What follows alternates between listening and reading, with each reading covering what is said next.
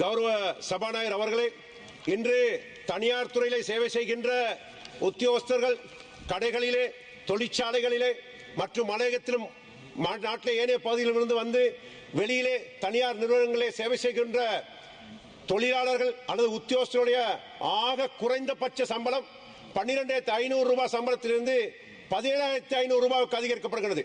5,000 ரூபாய் அடிப்படை சம்பளம் அதிகரிப்பதற்கும் அதிலிருந்து வரவு செலவு திட்டத்தில் நிர்ணயிக்கப்பட்ட அவர்களுடைய கொடுப்பனம் 3,500 சேர்த்து குறைந்தபட்ச சம்பளமாக 21,000 ரூபாய் ஒரு தொழிலாளி அல்லது வேறு தொழில் செய்பவர்கள் பெற வேண்டும் என்பது இந்த சட்டபூர்வமாக இங்கு தொழில் அமைச்சு மூலமாக நாங்கள் இதனை முன்வைக்கின்றோம்.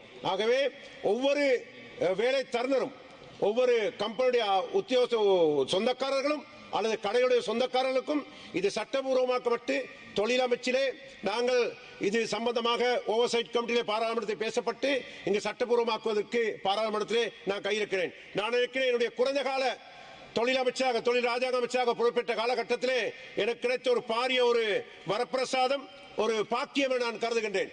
அந்த தொழிலாளர் வர்க்கத்தை சார்ந்தவன் என்ற வகையிலே இன்று தொழிலாளருடைய அடிப்படை சம்பளம், தோட்ட தொழிலாளருடைய சம்பள உயர்வு சம்பந்தமாக இன்றும் கூட என்னுடைய அமைச்சிலே அங்கு தொழில் நிர்ணய சபை அங்கு கூடி ஆராய்ந்து கொண்டிருக்கிற சம்பள நிர்ணய சபை கூடி ஆராய்ந்து கொண்டிருக்கிற சந்தர்ப்பத்திலே வெளியிலே வேலை செய்யும், தனியார் துறை வேலை செய்யும் அனைத்து தொழிலாளர் சார்பாகவும் இன்று இந்த சம்பளத்தை இந்த அரசாங்கம் அதிகரிப்பது என்பது வரவேற்கத்தக்கதாக இருக்கின்றது.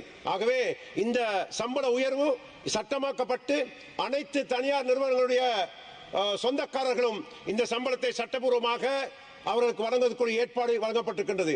அதை தவிர இதற்குரிய ஊழியர் சம்பளமதி, இபிஎஃப், இடிஎஃப், ப்ராவிடன்ட் மற்றது கிராஜுவிட்டி அனைத்தும் உள்ளடங்களாக ஒரு பாரிய தொழில் பாதுகாப்பு, தொழில் காப்புறுதி இதிலே உறுதி செய்யப்படுகின்றது என்பதை நான் இந்த சந்தர்ப்பத்தை தெரிவித்துக் கொள்ள வருகின்றேன்.